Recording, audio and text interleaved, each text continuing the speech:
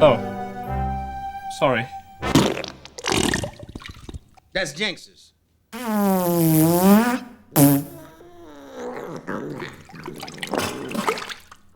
Taught him how to do that.